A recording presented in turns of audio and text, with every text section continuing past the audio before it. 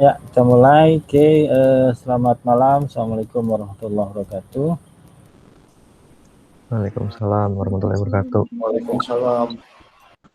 Ya, kita sampai pada minggu ke-6 sebenarnya ya.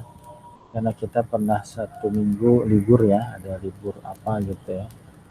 Kemudian minggu depan Anda libur ya. Minggu depan ya mungkin lebaran tanggal entah Kamis entah Rabu ya lebarannya. Kemudian Anda libur 2 minggu di sini, masuk lagi tanggal 24 ya. Jadi ada yang mudik nggak? Ada yang mudik? Nggak boleh mudik ya. Ya, oke ya. Jangan sampai ada klaster lebaran ya. Hari ini saya akan sedikit menyampaikan materi. Sebenarnya ini cuma buat menyampaikan beberapa poin yang kadang saya sampaikan langsung. Ya, kalau di sini ada referensinya. Saya pernah menyampaikan kalau data sekarang istilah yang digunakan adalah data science. Ya, kenapa saya bagaimana perkembangan data mining sehingga muncul menjadi data science itu satu. Kemudian ada lagi perbedaan antara ini adalah istilahnya data mining stack ya. Kemudian di sini posisi BI ya, ada posisi business intelligence. Ini saya bilang terminologi yang lamanya dengan terminologi barunya. Jadi nanti saya akan membanding. Ini dari beberapa sumber saya ambil. Nanti kita bicara di mana posisi BI. Ketika orang bicara BI itu BI istilahnya terminologi yang baru atau yang lama. Ya, jadi ketika kita muncul BI itu sebenarnya terminologi yang mana yang mau kita maksudkan gitu ya. Kemudian nanti di semester satu tahun lagi lah ya, ada mata kuliah namanya Business Intelligence, saya ngajar di situ. Ada mata kuliah Big Data juga gitu ya, saya juga ajar di situ. Kalau semester besok konsentrasinya namanya Data Mining lanjutan ya. Nah, saya pengen membawa Anda pada apa namanya gambaran besarnya. Kalau mungkin beberapa kali saya hanya menyampaikan langsung saja. Sebenarnya ini referensi ketika saya menjelaskan gitu ya, ini referensinya. Tapi ini saya bilang adalah referensi terminologi baru lah ya. Kemudian kalau terminologi lama, orang lebih ketika bicara tentang data mining mengarahnya ke sini. Nanti saya coba jelaskan satu-satu ya. Oke, jadi nanti ini satu dan saya jelaskan slide ini ya. Kemudian ini ibaratnya cuma untuk apa namanya ya, menambal gitu ya. Mungkin ada beberapa materi yang saya terlewatkan ya. Di sini nanti kita bisa lihat ya. Saya angkat dua terminologi yang lama sama yang baru ya. Dari beberapa referensi saya ambil. Oke, jadi kita mulai aja. Saya ngikutin slide di sini. Jadi ketika orang bicara tentang data mining, kenapa kita dibilangnya data mining gitu ya? Di sini adalah an introduction to multidisciplinary field of data mining. Maka ini adalah tahap-tahapnya. Data mining as a step in the process of knowledge discovery. Ya, beberapa kali saya katakan kita akan mencari knowledge dari data gitu ya. Data kita mining, kemudian nanti kita akan mendapatkan knowledge ya. Ada satu apa namanya subjek yang namanya export system ya, yang namanya adalah export system, di mana export system itu ketika bicara export system dia akan menggali knowledge ya, ini akan menggali knowledge yang dimiliki oleh expert ya, yang dimiliki oleh expert ya. Nanti berinteraksi dengan apa namanya expertnya, maka nanti akan ada beberapa disiplinnya, ada beberapa teorinya ya. Ada yang menggunakan rule base ya, di sini ada forward chaining gitu ya. ada backward chaining gitu ya, algoritmanya ini mata kuliah tersendiri. Backward chaining ini juga ada bukunya satu ya, AI, bagian dari AI. Kemudian ada yang pakai rule base tapi ditambah dengan uncertainty namanya ya. Ada rule base ditambah dengan uncertainty, ketidakpastian, plus uncertainty. Jadi nanti di rule base-nya ada nilai CF-nya, certainty factor-nya ya. Kemudian ada lagi rule base yang ditambahkan dengan bias ya, ada teorema bias. Ini teorema bias sebenarnya mencoba mengcover ketika ada rule base yang tidak ada ya, gejalanya tidak ada, rule base-nya tidak ada, di covernya sampai ini. Ini sebenarnya di probabilitas, dan ini nanti kalau di data mining ada namanya naive bias ya. Konsepnya sama di situ ya. Jadi dengan menggunakan naive bias kita bisa mendapatkan rule base gitu ya. Yang terakhir yang saya pahami ada yang namanya rule base plus fuzzy ya. Rule base plus fuzzy. Nah, yang paling terkenal salah satunya adalah Fishman-Mamdani. Nah, ini Fishman-Mamdani ini adalah fuzzy inference system Mamdani. Ini pernah booming angkatan 13 ya. Tapi digunakannya sebagai sistem pendukung keputusan ya. Ini pernah saya rame dulu, saya angkat pakai MATLAB ya. Itu kalau Anda lihat deskripsi di mana, di perpus banyak nanti ya, SPK menggunakan Fishman-Mamdani. Nah, itu sebenarnya semuanya adalah bentuk dari bagaimana kita mengekstrak knowledge dari seorang expert. Nah, jadi modalnya adalah expert, kemudian knowledge-nya kita gali, kita berbicara, kemudian nanti kita tuangkan dalam rule base. Tapi kalau data mining, pendekatannya dia akan berbeda. Data mining di sini kalau Anda lihat tahap-tahapannya ya, di sini ada beberapa ya, yang besarnya sebenarnya ini juga akan dilakukan, pasti dilakukan ya ketika bicara pakai Orange, mau pakai Python, mau pakai apa gitu ya. Nah, di sini kita bisa mulai dari database ya, bisa formatnya CSV, bisa macam-macam gitu ya. Kemudian nanti ada proses yang saya bilang sebagai pre-proses ya, cleaning integration. Di sini ada data warehouse-nya, pengumpulan data dari beberapa sumber di waktu yang lama. Ada transformation-nya, ada selection-nya. Nah, di sini nanti ada data mining ya, ada algoritma-algoritmanya.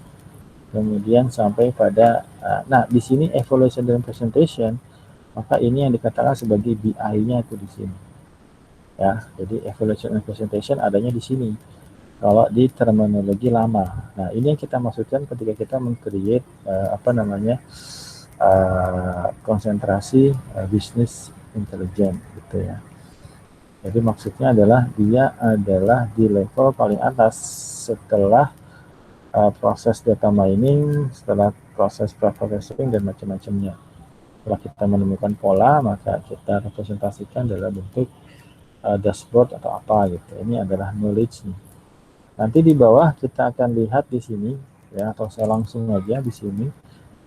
Kalau Anda lihat di sini, ini sebenarnya yang sering saya sampaikan, ini referensinya dari sini gitu ya. Ketika saya banyak menjelaskan tentang data science ya. Sebelum ke sana mungkin saya jelaskan dulu kenapa istilah yang digunakan adalah data science. Ya, nah sumbernya adalah dari sini. Saya skip dulu, nanti kita balik lagi. Ini adalah The Constant Evolution of Data Science Industry. Kemudian ini adalah perkembangan dari data science. Jadi sebenarnya data science itu awalnya dari orang statistik ya. Jadi kalau kita bicara data mining, pasti itu adalah bicara tentang data. Maka data nanti dipelajari orang-orang statistik. Tapi nanti dalam perkembangannya tidak hanya statistik, tapi juga ada basic math-nya gitu ya. Nah, ini istilahnya 25 tahun yang lalu gitu ya. Itu berkembang statistik.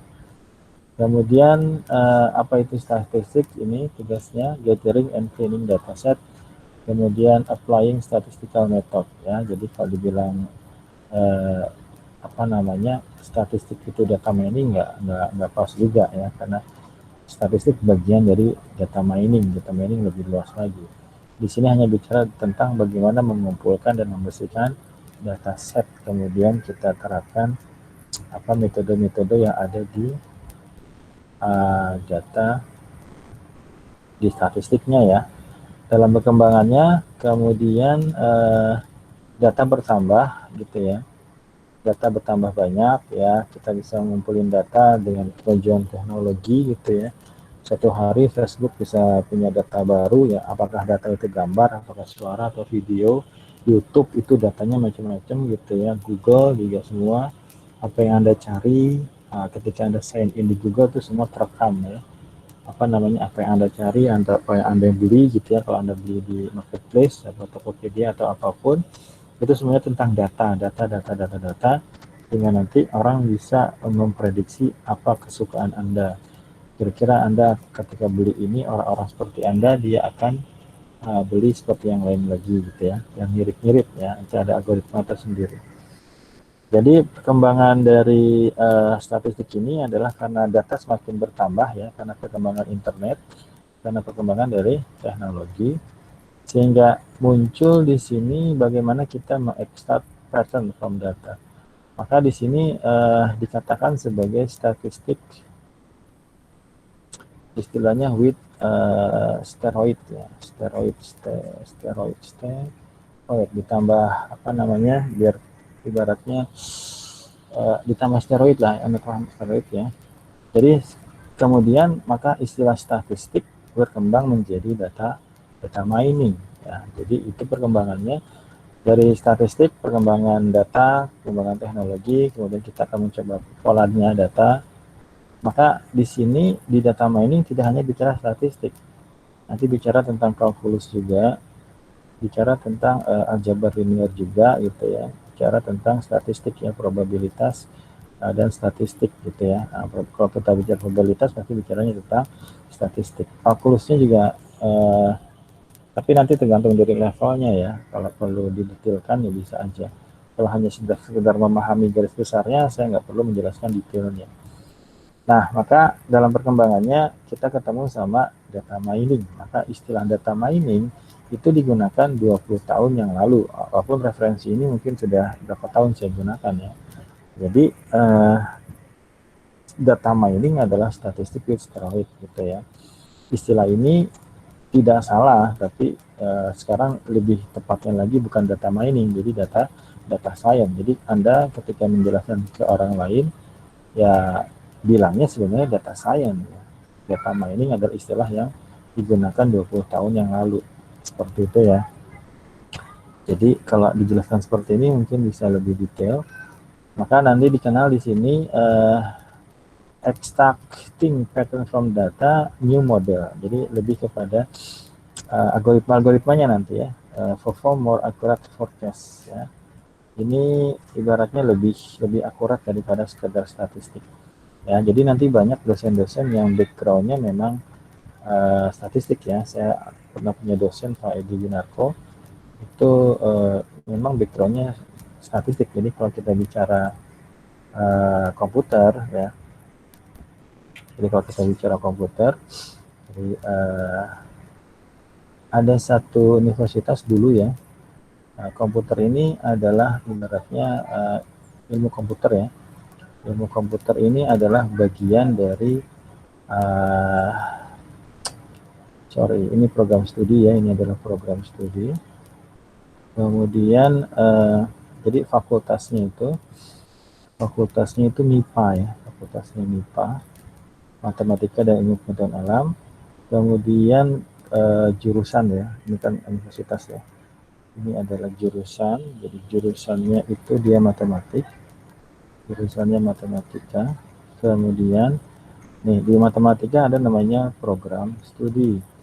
Nah, program studinya ketika awal-awal berkembang itu ada program studi matematika murni ya, yang mereka kuliah nggak bisa diganggu, yang kalau cewek-ceweknya kuliah nggak kelihatan cakepnya gitu ya. pusing matematikanya. Kemudian ada statistika ya. Nah, kemudian ada ilmu komputer.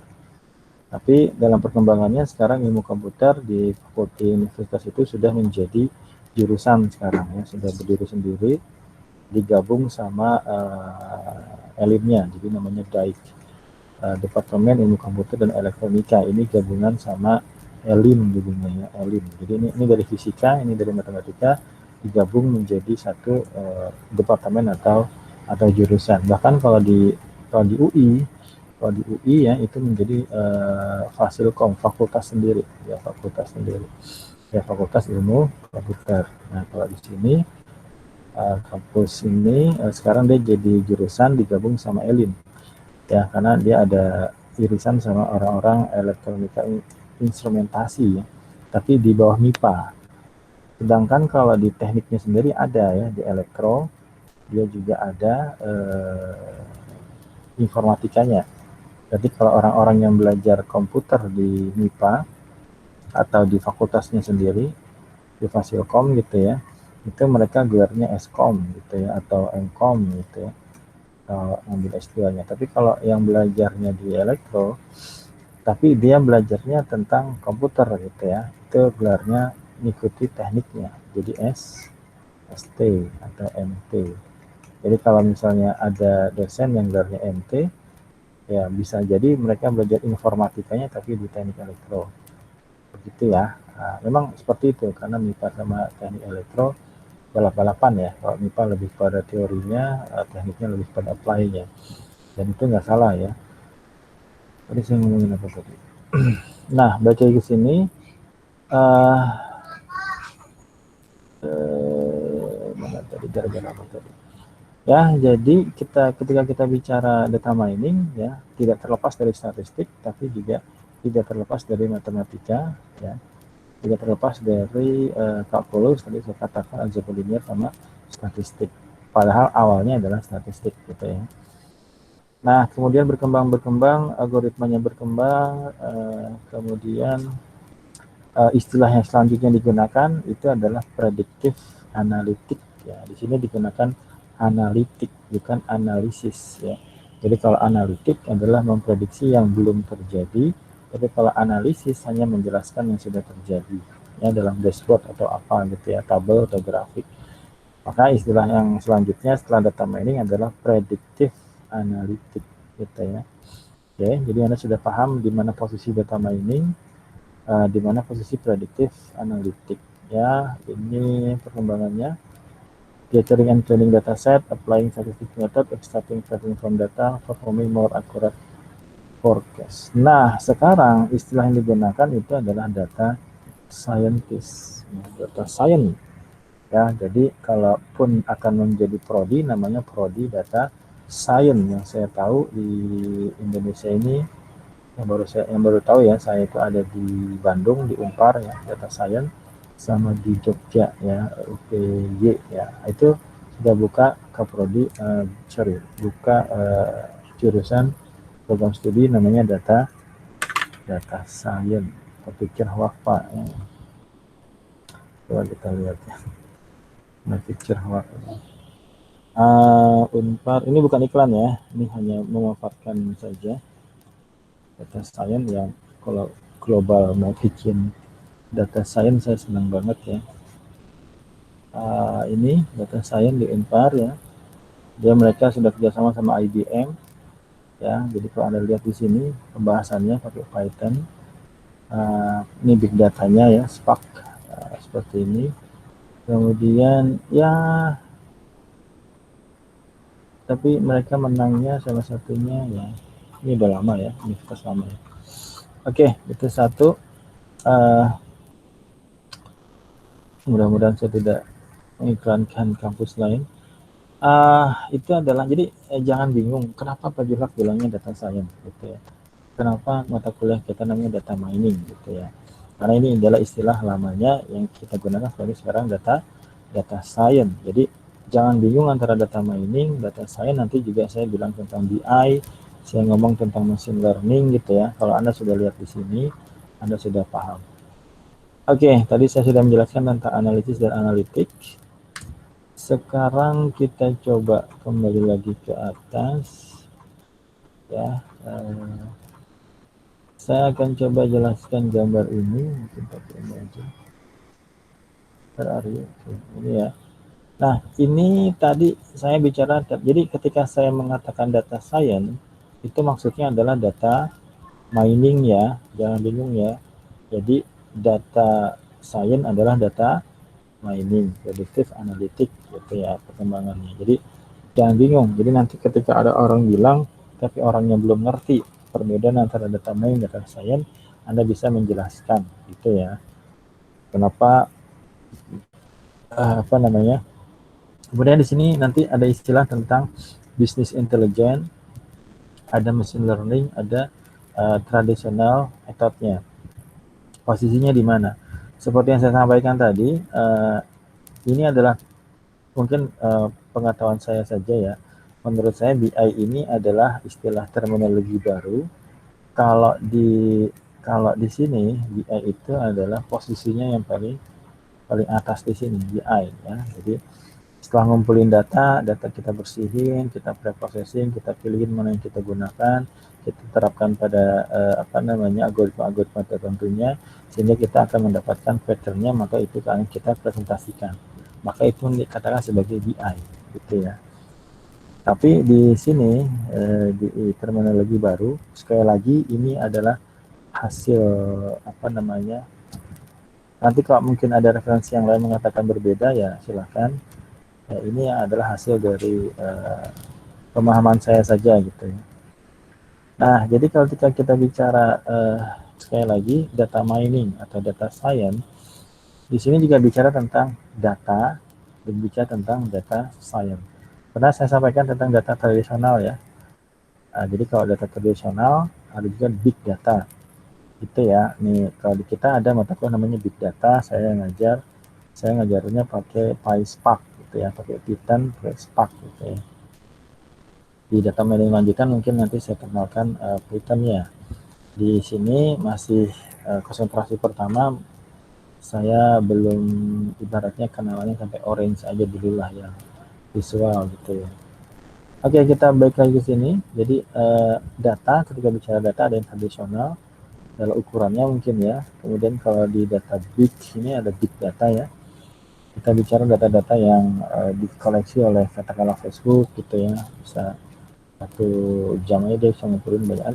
Mungkin referensinya nanti saya liatin yang lebih detailnya lagi ya. Saya mau konsentrasi di sini. Jadi ketika kita bicara data science, ada namanya business intelligence, ada namanya machine learning, ada namanya traditional method. Ini sebenarnya yang dua ini ya bisa dikatakan sebagai metode lah, algoritmanya ya. Oke, di sini dikatakan after the data has been gathered and organized, maka di sini ada garis misah di sini. Business intelligence itu hanya bicara pasnya, masa lampaunya saja. Ya, jadi kalau kita ngumpulin data, kemudian kita sampaikan dalam bentuk dashboard, ya. Ini use data to create report and dashboard to gain business insight. Maka itu adalah business intelligence. Nah, di semester ini ya, di angkatan 2018 juga ada business intelligence. Saya ngajar paginya. Di situ saya ngajarnya pakai Microsoft Power BI. BI-nya business intelligence karena yang versi desktopnya sekarang dia sudah gratis ya. Saya pakai itu, sederhana aja, tinggal klik-klik aja. Kemudian, jadi kalau business intelligence hanya bicara tentang how to gather data, how to organize data, kemudian kita tampilkan dalam table, kita tampilkan dalam report, ya, dalam grafik, dalam dashboard, sehingga orang bisa lihat business insight-nya.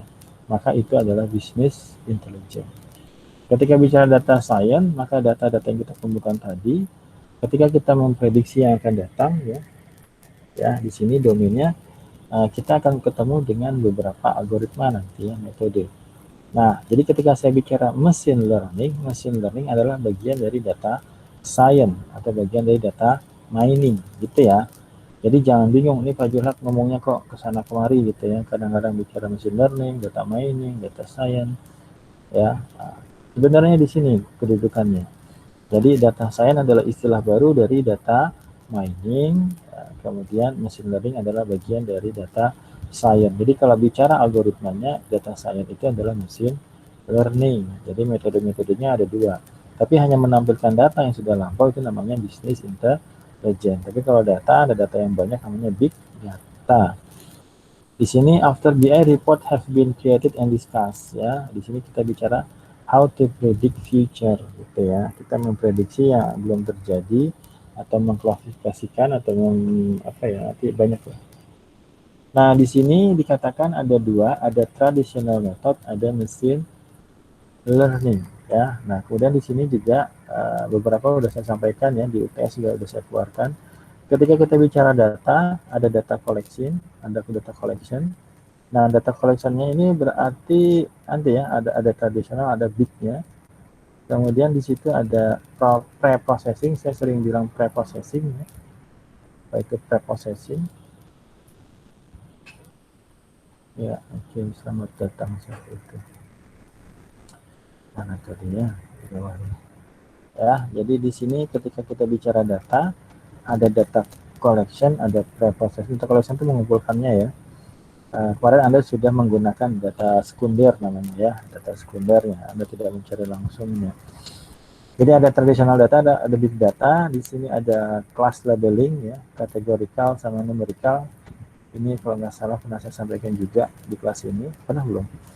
Kemudian ada data cleansing, ya ada dealing with missing value, ini minimal 3 untuk yang tradisional data. Jadi kalau labeling itu apakah dia kategorikal atau numerical? Kalau numerical itu yang integer sama float ya. Kalau kategorikal itu tidak bisa kita urutkan. Ya misalnya jenis kelamin gitu ya, itu kategorikal. Kemudian warna gitu ya, itu kategorikal. Kalau numerik, tapi kadang-kadang nanti data bisa kita convert antara kategorikal ke numerik gitu ya, bolak-balik.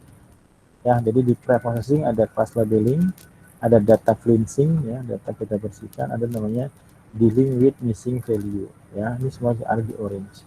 Kalau kita bicara tentang big data ya, di sini datanya ada image, ada video data, ada audio data. Sama seperti tadi ada data cleansing sama dealing with missing value. Oke. Nah, kemudian ini yang tadi yang saya bilang dashboard ya. Jadi kalau bicara BI, analyze the data, extract info and present it in the form of metric, KPI, report sama dashboard. Ini kalau udah pada kerja pasti adalah report bulanan ya, perkembangannya, targetnya sampai atau tidak gitu ya. Nah, itu sebenarnya bagian dari BI gitu ya, business intelligence. Yang sering dipakai juga ada Tableau ya, Tableau itu berbayar ya. Banyak lah, nanti teknologinya di bawah ada. Kemudian di sini di traditional methodnya, ini adalah algoritmanya. Di sini ada traditional method sama machine learning ya. Nah, ini adalah beberapa algoritma ya. Kalau Anda lihat di sini ada regression. Regression ini adalah mencari pola ya dalam bentuk, nanti ada yang linear regression, ada polynomial regression gitu ya. Nah, kalau regression ini ibaratnya kita punya datanya di continue ya, nanti kita prediksi ya. Logistic regression diklasifikasi ya, ini saya sebutkan aja ya. Ada regression, ada logistic regression, ada clustering. Ini di kampus kita ada beberapa, bahkan sudah jadi apa ya, proceeding atau jurnal internasional ya, yang clustering pernah saya sampaikan ya. Dulu saya pakai MATLAB ya, sekarang kita pakai Python aja. Kemudian ini time series segala ya.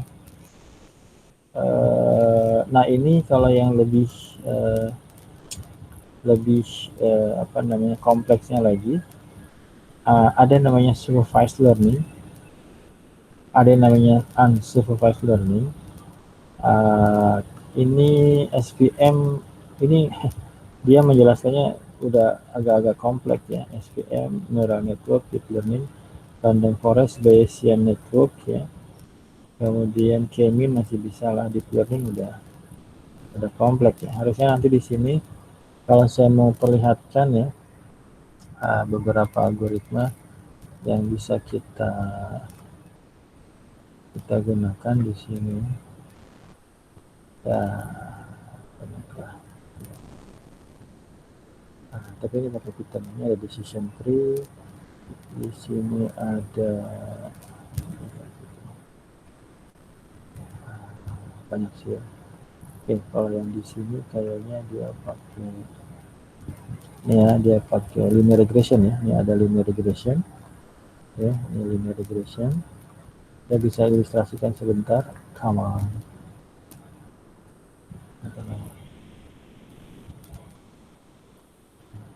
Atau sudah di sini kita? Oh, sudah di sini ya. Oke, ini adalah linear regression ya. Kita punya data di sini. Kita punya data. Ini ada beberapa macamnya. Tapi ini pakai Python ya. Kita punya data ya di sini. Kompleks sekali. Ini ada data cleansing. Nanti langsung ke depan ini. Lihat, di sini. Ini dia. Ini misalnya adalah data dari data apa ini ya? Ini kan nggak salah tentang perumahan di Amerika ini ya. Oh, bentar. Nanti deh. Jangan terlalu dalam dulu. Pusing nanti. Ya, ini perkenalan aja dulu. Jadi ketika kita bicara data science, nanti di situ ada business intelligence. Ketika kita bicara data, itu ada traditional data, ada big data. Ketika kita bicara data, maka di situ ada data collection, ada pre-processing, ada di pre-processing ada class labeling, ada data cleansing, ada dealing with missing value. Seperti itu gambarannya.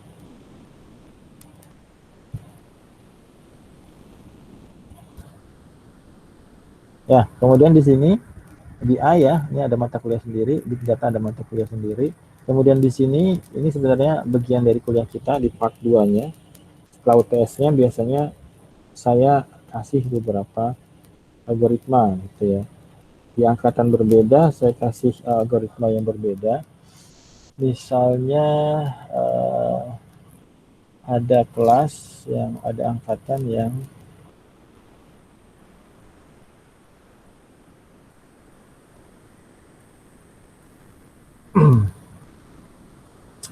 angkatan berapa gitu ya, itu saya jelaskan mulai dari ada namanya zero R ya, zero R, zero row gitu. Ada namanya one R, one row. Kemudian kita bicara tentang naive bias ya. Naive bias ini bicara tentang probabilitas. Kemudian bicara tentang decision tree ya, decision tree ya. Ini yang ininya dua ini ya, yang ini yang paling pokoknya naive bias sama decision tree. Kemudian angkatan lain saya kasih apa ya,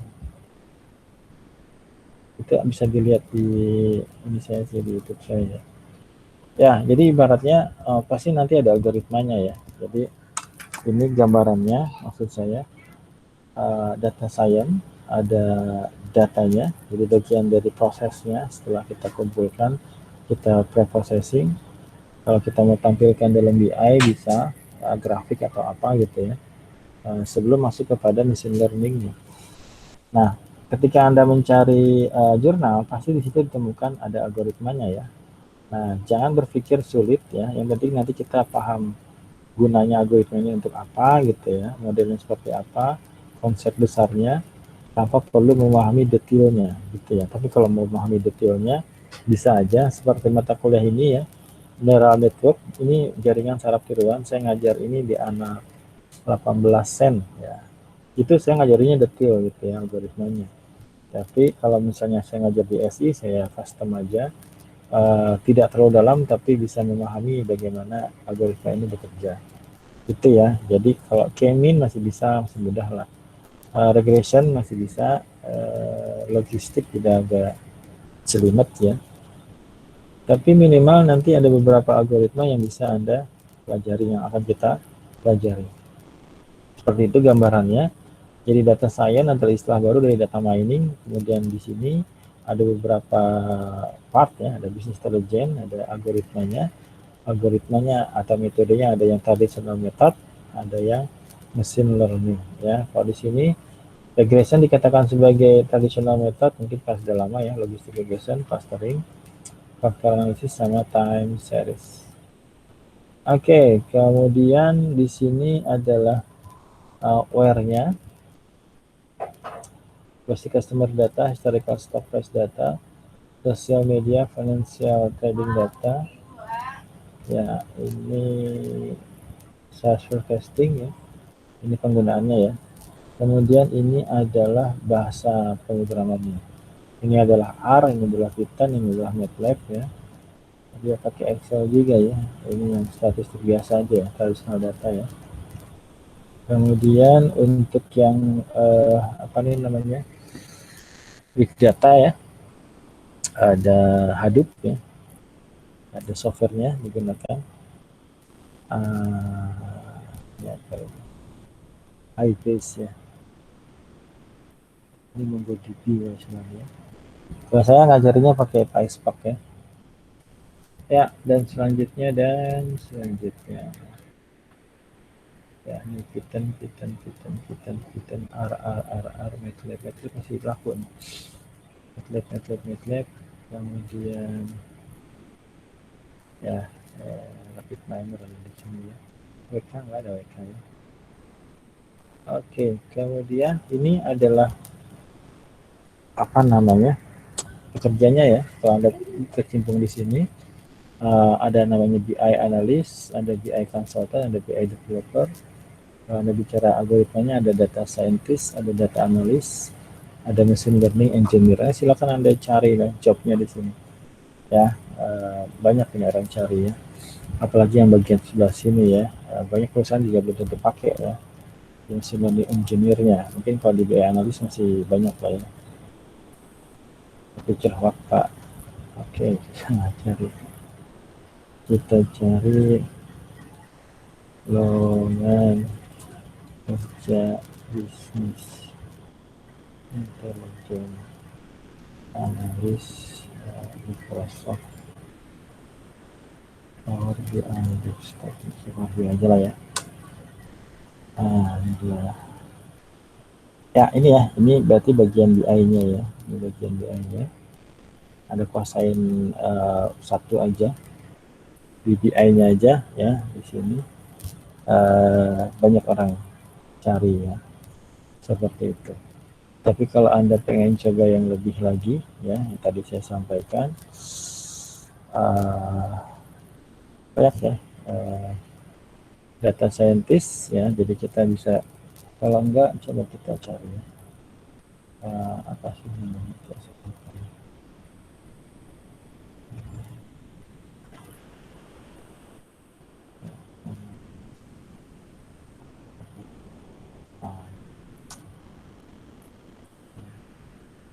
ya harusnya bukan ini dong. Nih, tugas data analis kategori ya. Oke.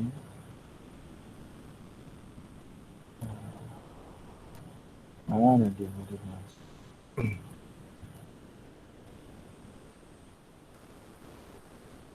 Kurang detailnya. Senior data analyst.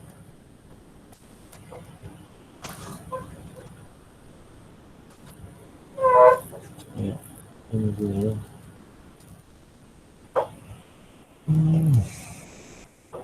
Python ya.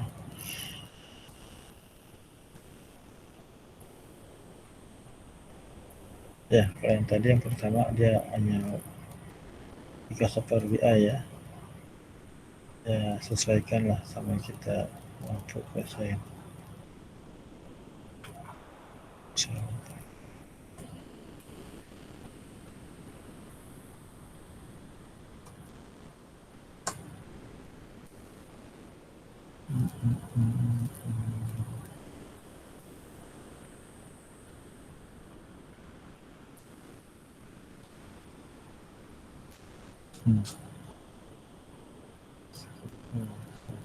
Ini bisa sampaikan Python atau R program. Oke, itu yang data analis ya, bukan yang BI. Kalau yang BI lebih soft lah.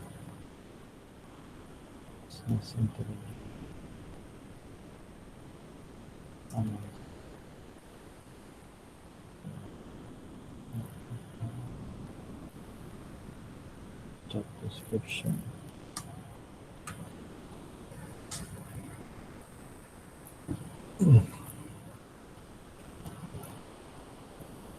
Ya, oke. Dia. Business intelligence analysts are usually responsible for gathering business data from many different ways, including GTX data. So many company computer data, looking at computer data and business trend. With the data collected, they have the full picture of company competitiveness compared to other player in the market. Jadi dia hanya menampilkan saja ya.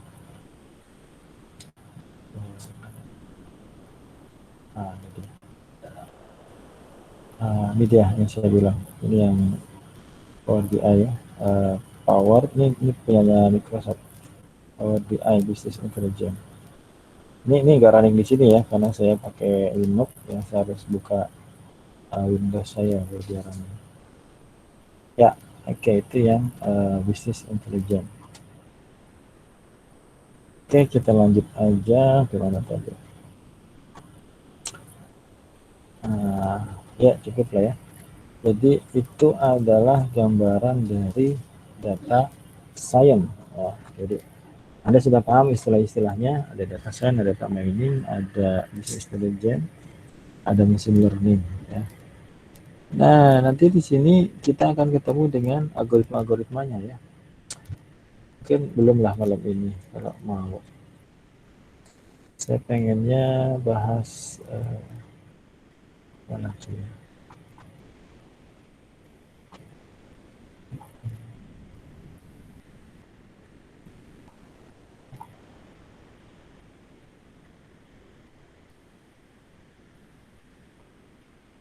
Ya.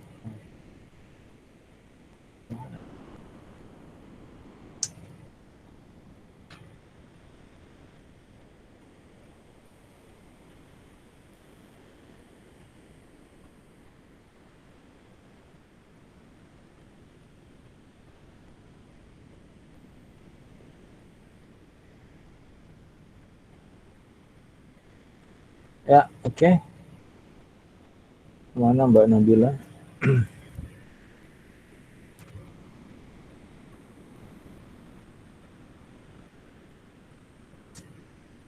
Ya. Kalau kita mau bahas algoritmanya, ya. Biasanya pertama kita bahas itu namanya adalah algoritma naive ya, naive bias ya. Algoritma namanya naive bias ya. Algoritma ini didasarkan pada probabilitas gitu ya, probabilitas ya. Jadi kita akan mencoba memprediksi yang belum terjadi berdasarkan data yang sudah terjadi. Contohnya gimana Pak? Paling enak sih kita cari jurnalnya ya. Ke jurnal Naive. Kita bahas Naive bias dulu sebentar. Naive bias. Ya, coba penerapan algoritma Naive bias untuk prediksi rating film menggunakan metode Naive bias. Klasifikasi masyarakat miskin, informasi dalam mengklasifikasi dokumen. Wah, ini agak up. Naive bias untuk memprediksi persediaan obat Unicom.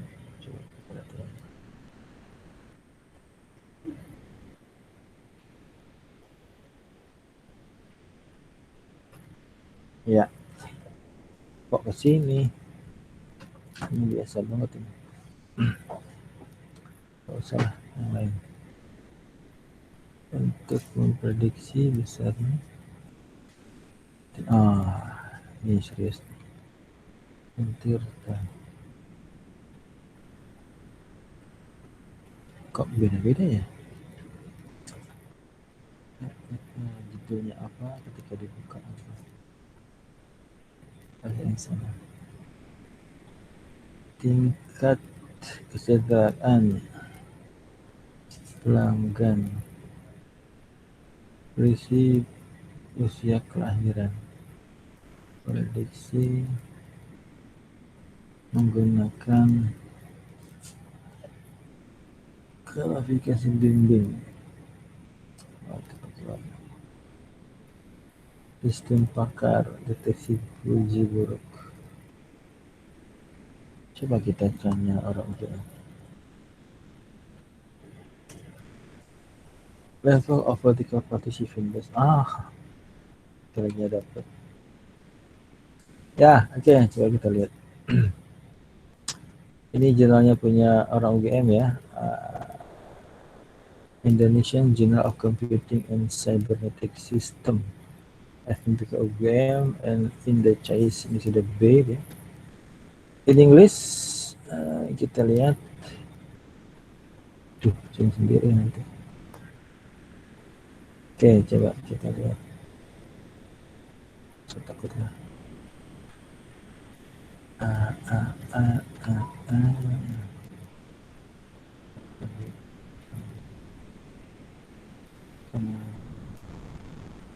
Ya, in bahasa Inggris masalah enggak?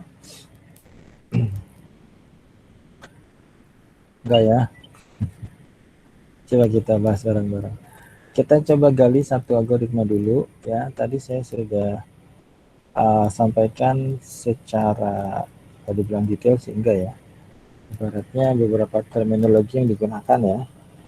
Kemudian saya bawa Anda ke satu algoritma pembuka di sini. Saya pengen bawa Anda ke algoritma yang namanya adalah naive Bayes.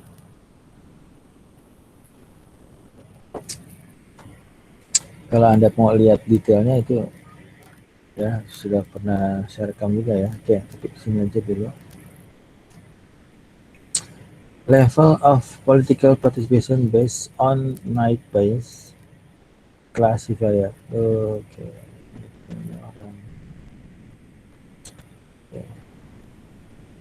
Ini orang tahu ya. Dewasa ini media sosial tumbuh secara pesat. Abstraknya bahasa Indonesia. Dewasa ini media sosial tumbuh secara pesat dan menyeluruh hingga menjadi bagian penting di dalam kehidupan masyarakat. Pada masa kampanye pemilu di Indonesia, kandidat dan partai pendukungnya memanfaatkan media sosial sebagai media kampanye. Media sosial seperti Twitter telah dikenal sebagai media microblog politik yang menyediakan data terkait peristiwa-peristiwa politik yang sedang terjadi. Semua informasi dapat diperoleh dari tweet atau kiriman status pengguna. Dengan memanfaatkan Twitter sebagai sumber data, penelitian ini menganalisis partisipasi publik selama periode kampanye Kepala Daerah Provinsi Jawa Timur. Tujuan dari penelitian ini adalah mengetahui seberapa besar reaksi publik terhadap kandidat yang maju ke pemilihan.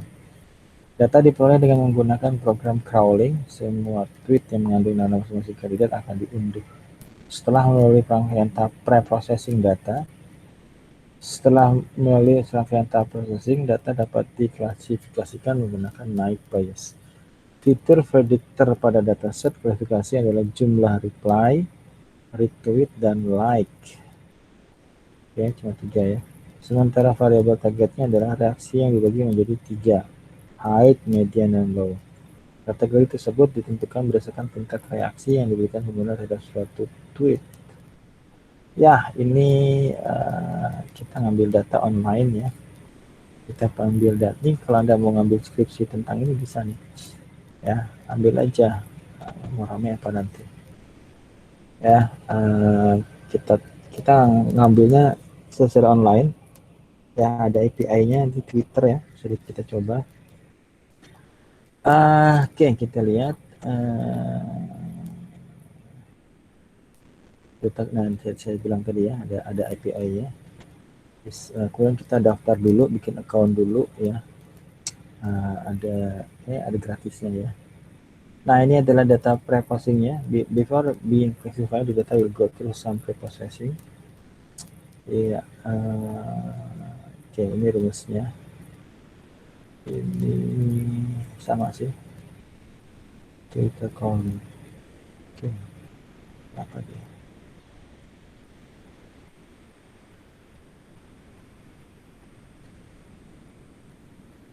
Ini pakai ARIN.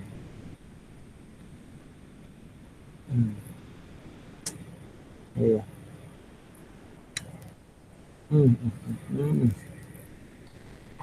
Ya, kita cilik juga ya.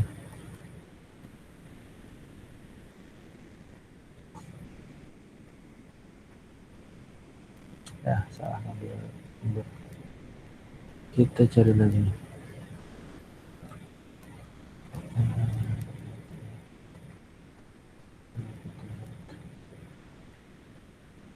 Oh, wah mantep ini. Ya, nggak bisa. Penerapan metode NIPS untuk pengembangan sistem peringatan dini serangan organisme pengganggu tanaman dengan auto SMS. Ya, nggak bisa diambil ya.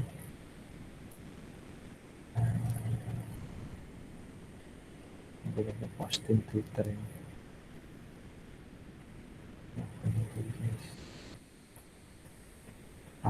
Feature selection application. Nggak ada deh.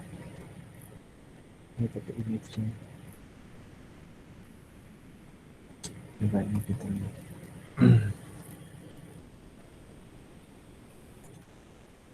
Analisis sentimen menggunakan metode NIPS dan wah benar ini S1 ya. Kita cari yang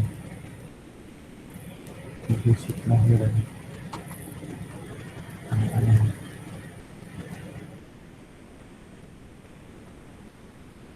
Klasifikasi NIPS untuk prediksi kelahiran pada data ibu hamil. Menarik. Pak Subhanallah.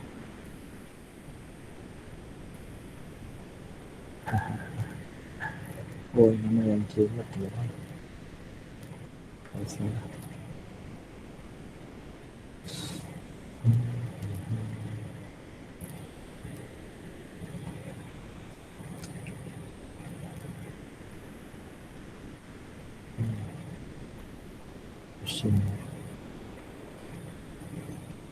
Coba kita ambil data sendiri lah.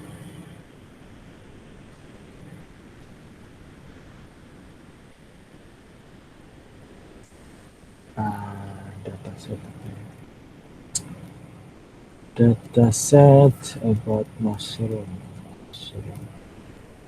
Ini ada. Tidak ada. Mushroom classification. Kita punya ya. Oke, kita lihat. Ya, datanya. Mushroom GSP. Banyak ini.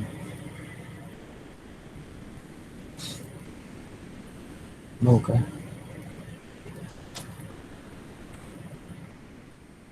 Download. Ayo, bisa. Yang kegilaan Asia.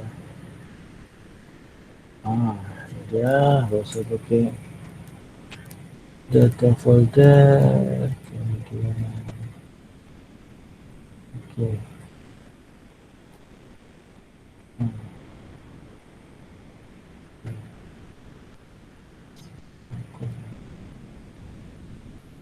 Page.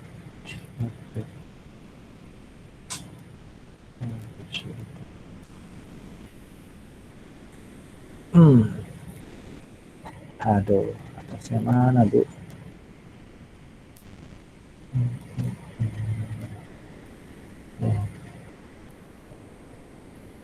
Save and folder. Ya, oke. Saya coba jelaskan ini. Ya, kita punya datanya tentang mushroom. Mushroom itu tentang jamur ya. Tumbuhan namanya mushroom. Mushroom database. Ya, ini source-nya diambil tahun 1987. Oke, nah nanti di sini ada beberapa parameter ya. Nanti ada istilah namanya poisonous ya, beracun, ada yang edible, edible.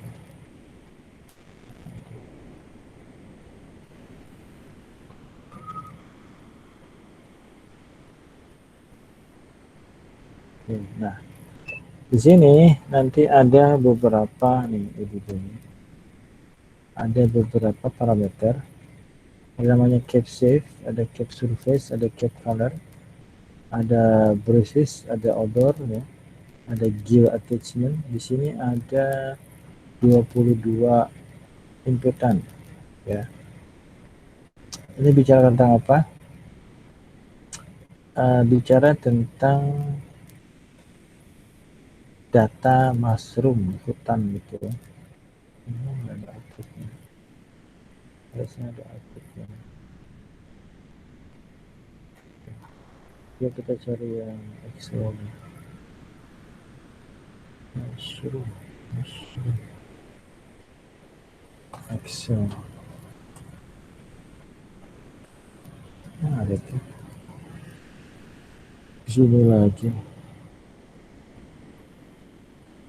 Oke, nanti kalau Anda dapat gambarannya langsung ngerti lah. Iya, oke. Mushroom musik. Oke, main di WK ini. Datanya. Seperti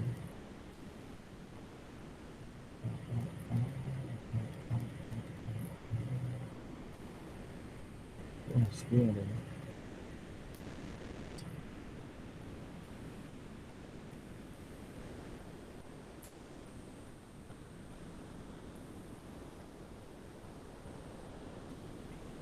Ya, mana ya saya pernah download ini. Mushroom image.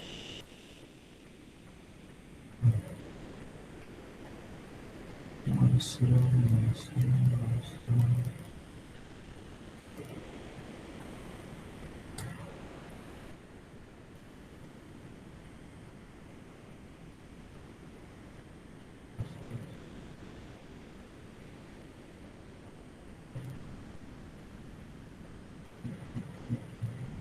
Mana kelasnya? Ini sebenarnya bisa dari sini sih.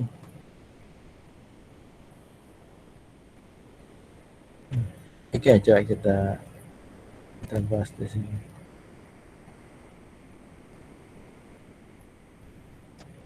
Saya punya data di sini ya, saya punya data. Nah, data ini adalah data tentang apa namanya, jamur tanaman, jamur. Nah, ini dia punya outputnya, ya dia punya outputnya, klasifikasinya itu ada dua di sini kelasnya. Yang pertama adalah P ini adalah poisonous ya, jamur yang beracun.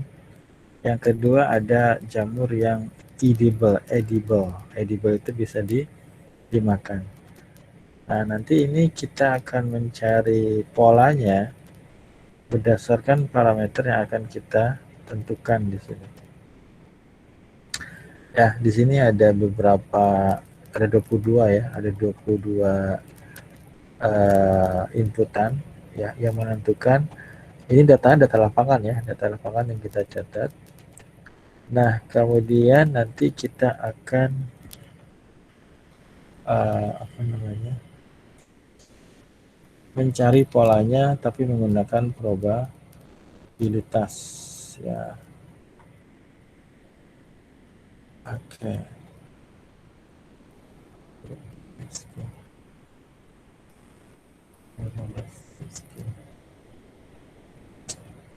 Enaknya kalau pakai Excel ini langsung.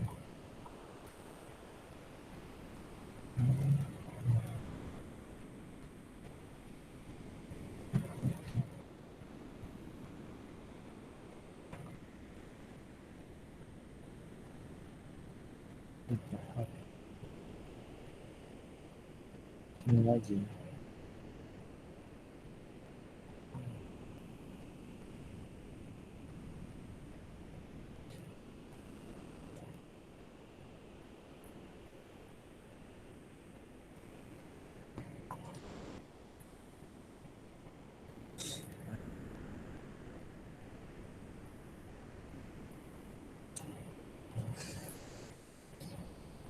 Okay, exactly.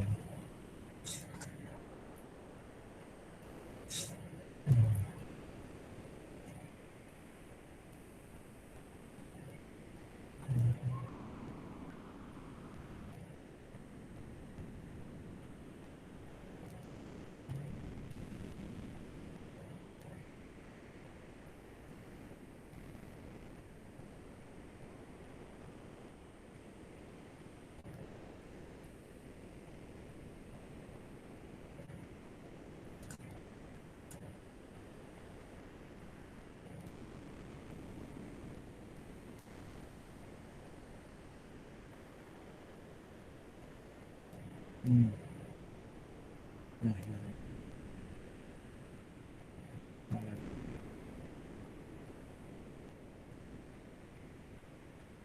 nah. Two, two, two.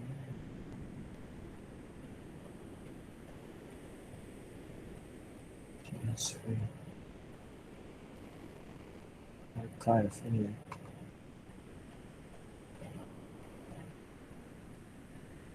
Transfer, transfer. Okay, export. Small file. The audio. Ah,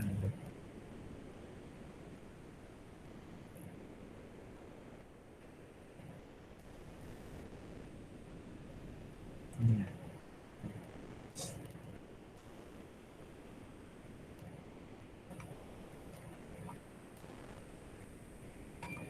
Terus saya lagi.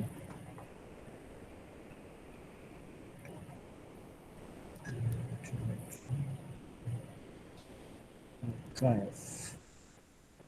Masuk CSV. Mushroom. Mushroom. Ada mushroom. Ini dia mushroom. Nah, oke. Okay.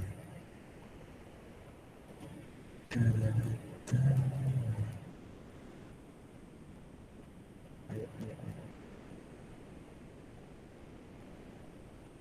Saya ada nggak teman-teman? Masih ya? Gimana tadi? Excel. Hahaha. Oke lah. Oh, enggak. Kacau kita.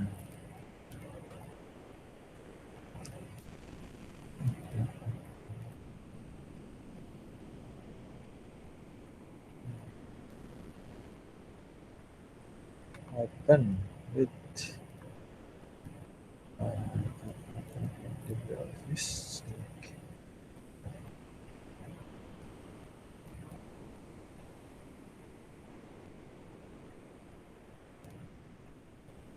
Oke, characters fixed with separate by comma. Nah, itu dia. Oke. Cari kimia sesuatu. Ya, oke ya. Nah, oke guys. Ini kelasnya pertama dia. Ini adalah kelasnya. Nah, ini adalah outputnya ya. Oke. Ini adalah 1, 2, 3, 4, 5, 6, 7, 8 sampai ada katanya 22. Nah, ada 22 mushroom. Ya, coba kita gambarkan sedikit apa itu mushroom. Ini sudah pernah saya jelaskan di angkatan 2012 ya, tapi coba kita jelaskan lagi ya. Ada yang namanya edible, ada namanya poisonous. Ya. Oke, nah ini adalah bentuk-bentuk dari jamur ya, bentuk-bentuk dari jamur. Nah, kenapa kita angkat tentang jamur? Mana dia?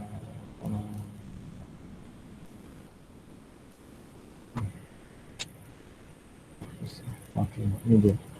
Ya, jadi gini, kita akan mencoba memprediksi apakah jamur itu adalah edible atau poisonous. Apa itu edible? Edible adalah dapat dimakan gitu ya. Edible bisa dimakan, edible bisa dimakan. Oke, kemudian poisonous itu apa? Beracun ya. Poisonous itu adalah beracun. Ya, nah nanti kita akan mengumpulkan data tentang si mushroomnya tadi. Ya, si mushroomnya ini kita kumpulkan datanya seperti ini. Ini adalah hasil empiris yang kita lakukan dengan mencatat secara langsung mushroom yang ada yang kita temui, yang kita kumpulkan. Berarti di sini kita akan mengumpulkan 8.124 mushroom gitu ya. Jadi kita ngumpulin mushroom ada berapa? Instannya ada 8.124. Nah, kemudian kita akan mencatat ya, kita akan mencatat satu-satu. Ada cups, ada cap shape, ada cups, ada cap surface, ada cap color, ada brushes ya, ada odor ya. Oke, misalnya cap shape itu apa? Cap shape. Cap shape itu ya, misalnya kita lihat cap shape mushroom gitu ya, mushroom cap shape seperti itu. Nah, ini adalah inputan pertamanya, parameter pertamanya, prediktor pertamanya. Jadi bentuk dari capnya, topinya, ya. Bentuk topinya itu ada bell shape, ya, ada macam-macam di sini. Nah, yang dikumpulkan di sini ada penjelasannya, ada X, ya, ada B, ada X, ada B, ada B, ada S. Ini tipe-tipe dari cap shape-nya. Kemudian kita kumpulkan lagi datanya. Nah, misalnya ini ini nanti Anda tahu-tahu ngerti ya. Ini saya delete.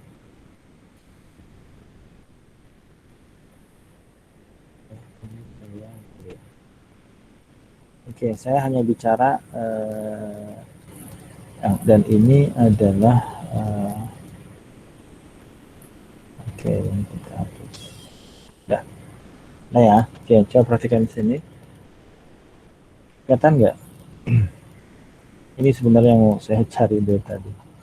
Ya, jadi di sini kita akan mencoba mencari pola dari data, di mana pola yang akan kita cari adalah kita akan mencari pola dari ini bisa penyakit nanti ya, tentang apalah gampang. Di sini tentang ada sebuah jamur mushroom yang tipenya adalah edible dan apa tadi? Poisonous gitu ya. Edible sama poisonous. Kalau edible dapat dimakan, kalau poisonous itu beracun. Nah, kemudian kita akan menggunakan probabilitas. Kita akan menggunakan probabilitas. Ini di filternya gimana caranya? Ada ya? Filter. Sort. Nah, ini filter. Auto filter. Yes. Nah, ada ya. Oke, nah gampang nih. Ya, oke. Sekarang di sini, coba perhatikan di sini. Pertama kita lihat outputnya ya. Outputnya di sini adalah kelas. Kemudian datanya ada sebanyak 8.124. Bisa dipahami? Jadi kita punya data tentang 8.124 mushroom. Itu ya. Nah, dari data sebanyak itu kalau kita filter di sini ya. Kalau kita filter yang edible aja ya, yang edible itu ada sebanyak berapa dia? biasanya ada di bawahnya. Ini ya, ada 4.208 yang edible-nya. Kemudian berarti yang poisonous-nya ada 3.900 seperti itu. Nah, maksudnya begini. Kita akan mencoba memprediksi outputnya, output dari kelas ini berdasarkan probabilitas. Ya. Jadi ibaratnya data ini sebenarnya kalau tadi kan ada 22 data ya, ada 22 kolom. Sekarang kita hanya menyederhanakan menjadi tiga field saja, 3 prediktor saja. Nah, kalau kita lihat di sini, ini yang dikatakan sebagai prediktor. Cap Save, Cap Surface, sama Cap Color. 3 inputan ini akan kita gunakan untuk memprediksi output. Kalau kita bicara penyakit, maka ini adalah penyakitnya, ini adalah gejalanya. Ya, tapi nanti kita coba sederhanakan ya. Tadi saya sederhanakan hanya 3 inputan saja di sini. Jadi 3 inputan ini kita gunakan sebagai modal untuk memprediksi penyakitnya. Nah, di sini tipe dari mushroomnya.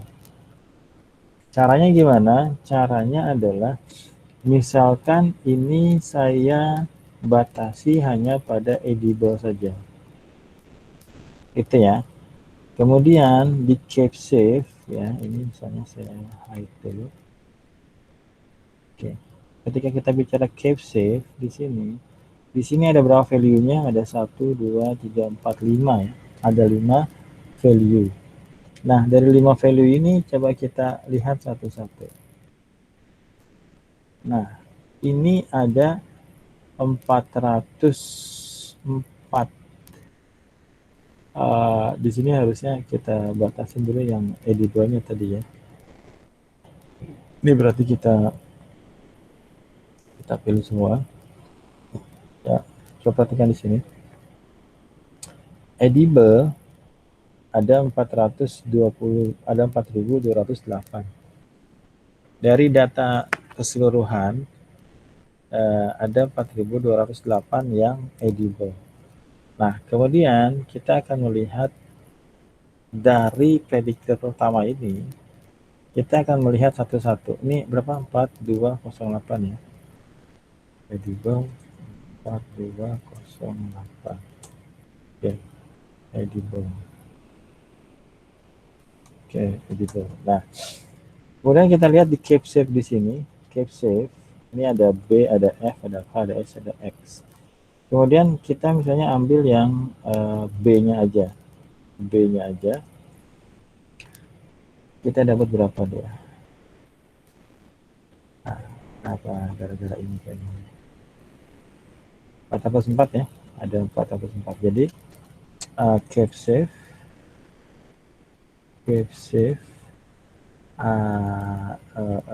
value B itu ada sebanyak 404. Oke, ini satu. Nanti saya contohin aja dulu lah. Nanti detailnya saya akan mendetailkan secara detail lagi ya, tapi ini baru icip-icip aja lah. Nah, itu dia masalahnya ya. Katanya harusnya di bawah ya, atau di ya, oke. Saya delete dulu, saya bikin di ini baru. Oke, jadi saya punya datanya ada berapa di sini. Jatuh ya, oke. Berapa menit lagi nih? 10 menit lagi ya. Saya punya data, sekali lagi saya ulang, saya punya data saya itu ada keseluruhannya adalah ada 8124 ya. Nah, ini saya callkan saja semua. Oke. Oh, di sini. 8124. Saya punya data keseluruhannya ada berapa? 8124. Dari data ini outputnya yang edible itu ada Ini kalau saya cari edible-nya, dia ada berapa? 4208. 4208 berarti yang poisonous-nya berapa? Poisonous ya, berarti tinggal dikurang aja ya. Ini dikurang ini gitu ya. 3916. Coba kita lihat. Ini adalah 3916, cocok ya. Nah, kemudian kita akan bicara spesifik pada yang edible. Ya. Yang edible itu ada berapa? Yang edible itu ada 42. Yang edible ada 4208. Nah, kemudian kita bicara pada tipe yang pertama, namanya apa? Cape safe ya, ada cape safe.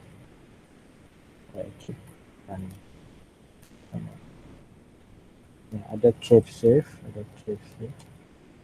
Nah, cape safe ini ada beberapa jenis ya. Ada cape safe yang saya tenang aja, saya jelasin yang ini doang ya. Pokoknya jam 10 beres lah. Ada yang B, ada yang F, ada yang K. Kita hitung satu-satu ya. Ini saya hanya bicara tentang edible. Yang B-nya ada 404. Ada 404. Apa tadi? B ya. B sama dengan 404. Kemudian yang kedua adalah F ya, yang F ada 1596. Yang F ada berapa tadi? 1456. Oke. Dikit lagi. Kemudian ada yang K. K itu jumlahnya 228. Ya, K sama dengan 228. Kemudian ada lagi S ya. S adalah 32 ya. S adalah 32. Kemudian ada X ya. X itu ada 1948. Ada X 1948. Oke, sekarang bayangkan ini adalah sebuah penyakit ya.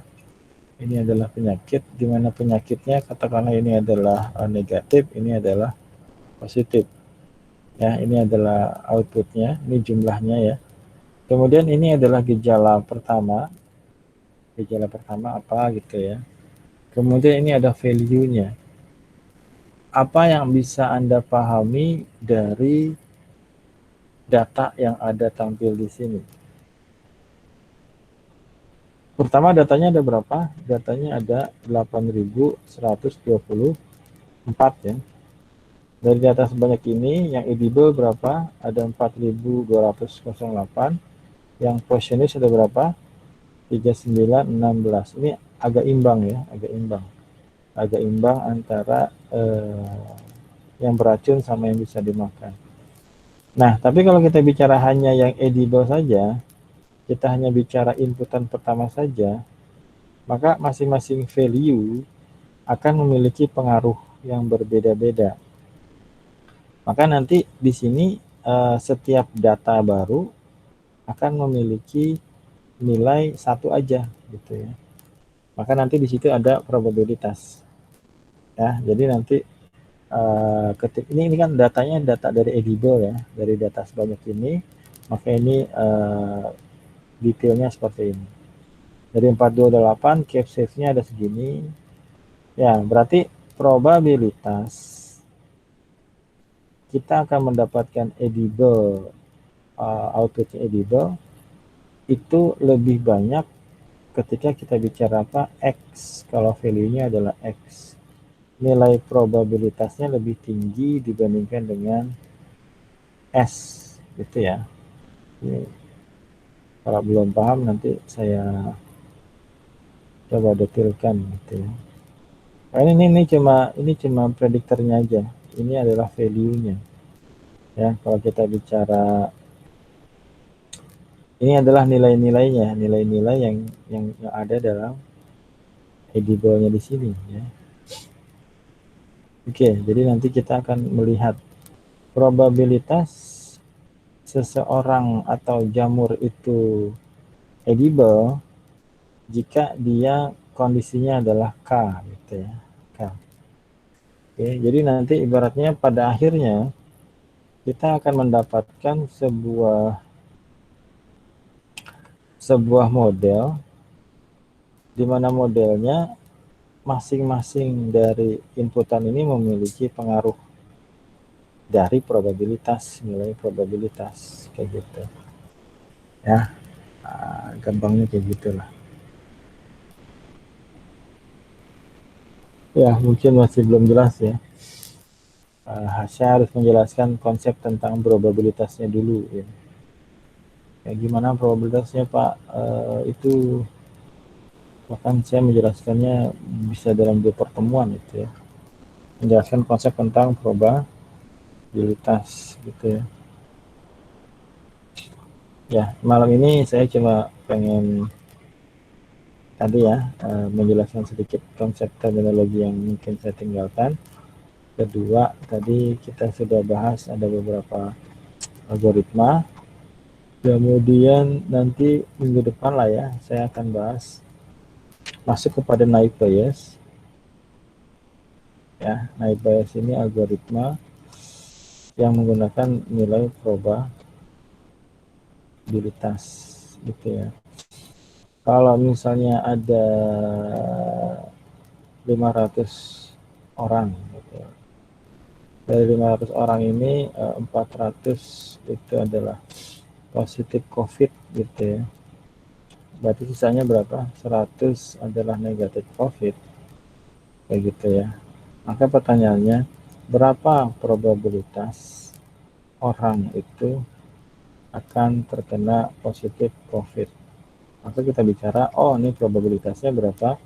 400 dibagi dengan 500 kayak gitu. Ya, tapi nanti kita akan bicaranya ini baru outputnya ya. Nanti ibaratnya ketika kita bicara di sini nanti ada X1, di sini ada X2, ada X3 sampai pada Y ya, maka nanti setiap inputan ini memiliki pengaruh ya. Pengaruhnya itu dari nilai probabilitas ya, probabilitas ya. Tapi nggak apa-apa lah, saya harusnya menjelaskannya dari awal ya, karena itu saya ya, saya bisa aja ngasih ini tugasnya nonton, jadi saya nggak gitu lah, nggak saya wajibkan untuk nonton gitu ya. Jadi ini sudah saya jelaskan di angkatan 2017 ketika ngajar apa namanya konsep data warehouse dan data mining.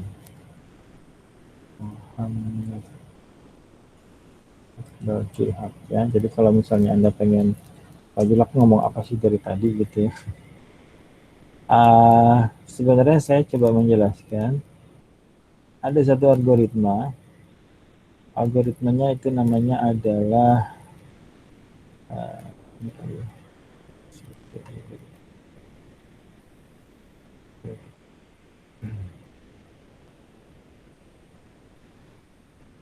bukan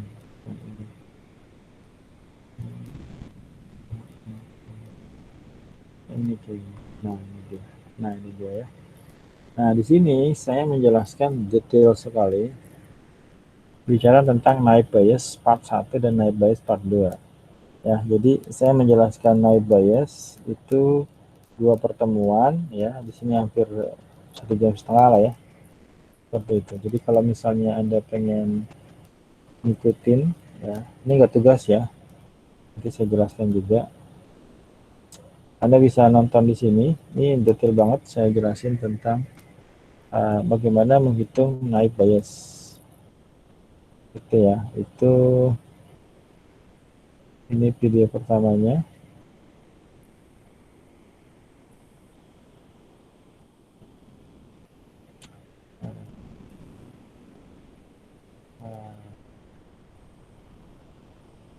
Ya, ini ya.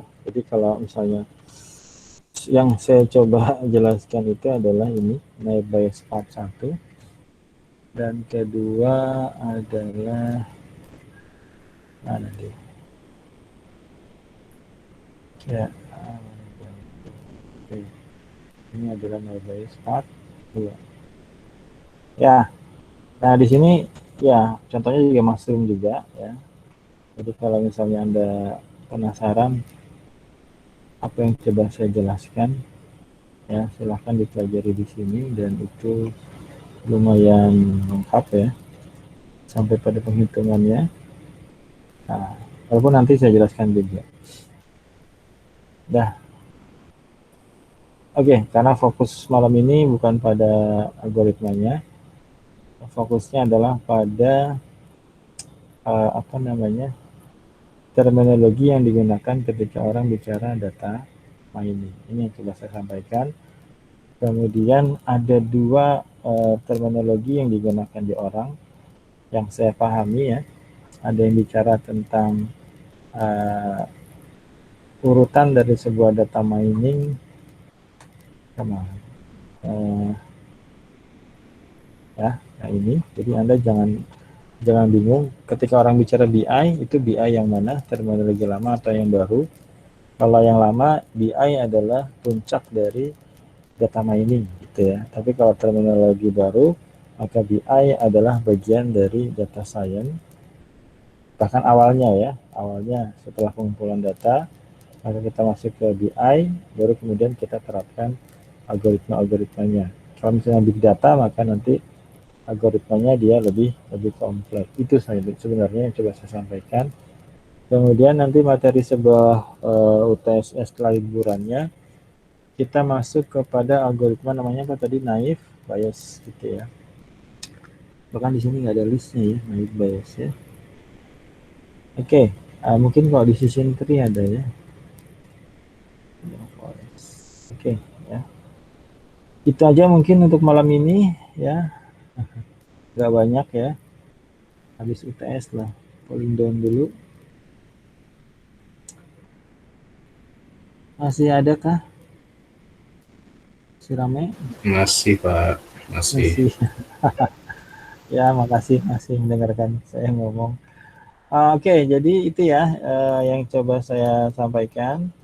You have to understand that data science is the new terminology we use. We used to use data mining in the past, but now we use data science ya terminologinya. So if someone talk about data mining, they talk about istilah 25 tahun yang lalu. Ya, jadi Anda paham posisinya di mana ya, data mining, kemudian predictive analytics ya, kemudian data science. Jadi kalau orang udah bicara data science berarti dia sudah menggunakan istilah yang baru. Kalau mereka menggunakan data mining maka mereka menggunakan istilah yang lama, itu satu. Kemudian tadi posisi BI ya, apakah dia BI yang di terminologi lama atau BI di posisi yang baru, itu adalah menjelaskan data yang sudah lampau. Tapi kalau kita mencoba memprediksi yang belum terjadi, maka kita menggunakan algoritma. Jadi jangan bingung ketika saya bicara machine learning, saya bicara BI, saya bicara data mining, saya bicara data science.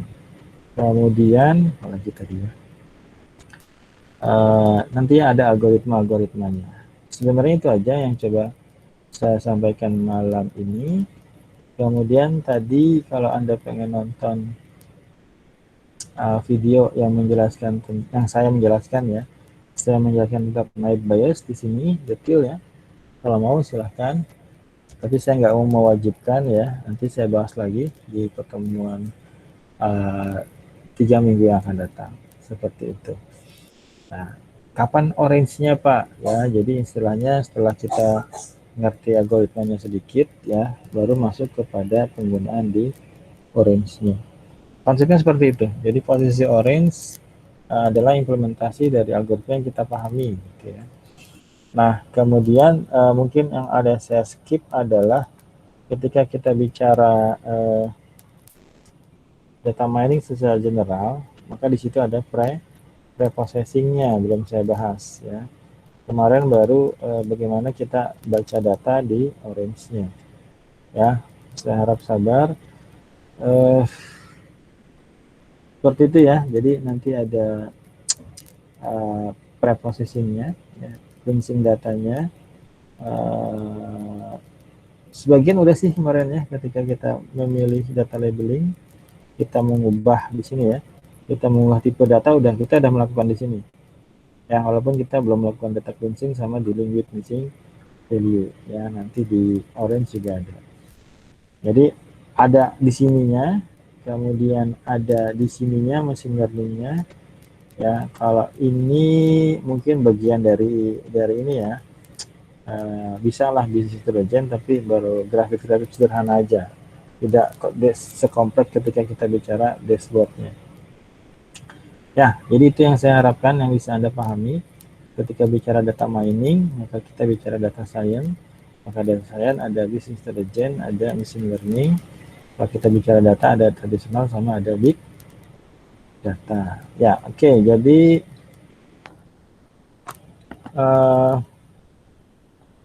itu saja untuk malam ini ya, mudah-mudahan bisa dipahami. Kemudian kita libur ya 2 minggu 14-21, kita ketemu lagi insya Allah tanggal 28. Nah 28 kita akan kickstart lagi bicara tentang naik basis decision tree. Mungkin nanti saya bahas tentang mungkin saya bahas 4 lah ya, 4 algoritma naik bias decision tree, kemudian KNN ya, sama K-mean atau apalah yang sederhana ya. Kalau mau linear regression juga boleh gitu ya. Kalau sudah, nanti Anda tinggal implementasi di Orange, kemudian Anda tinggal presentasi di kelas. Nanti mungkin beberapa kali kita akan ini ya, offline ya. Mungkin setelah lebaran agak mereda, mudah-mudahan ya. Ya, 2159, silakan ada feedbacknya. Apakah bisa dipahami, apakah hanya mengulang-ulang saja? Silakan, ada pertanyaan.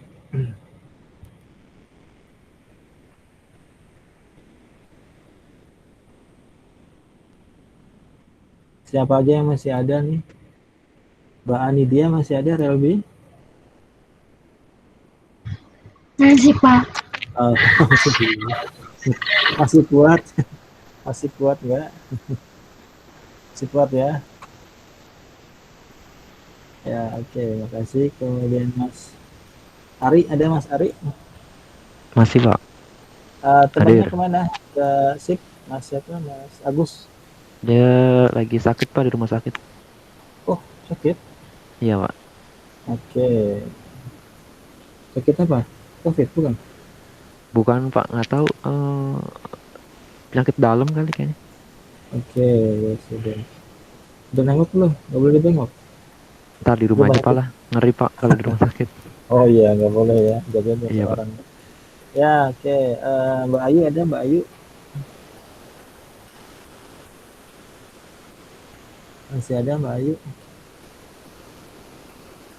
Oh, ya. Mas Ferry masih ada? Halo? Pak Juaryadi masih ada? Ada Pak. Alhamdulillah.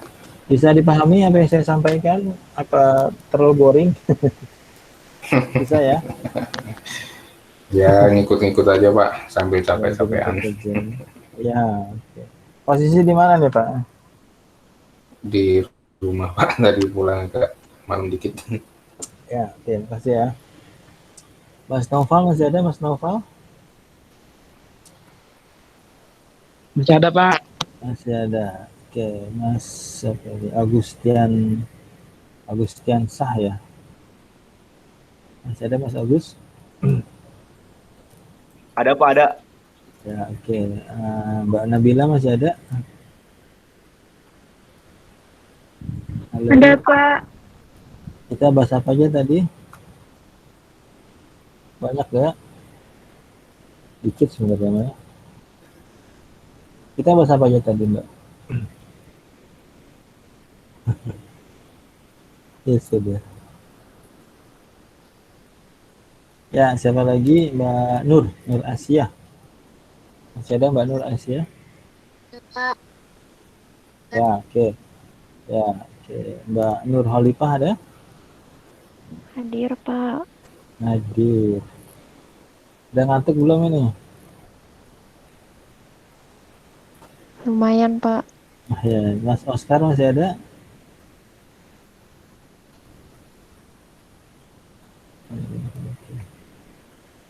Ya, apa lagi? Mbak Putih ada? Mbak Putih? Ada Pak. Putih itu sip ya?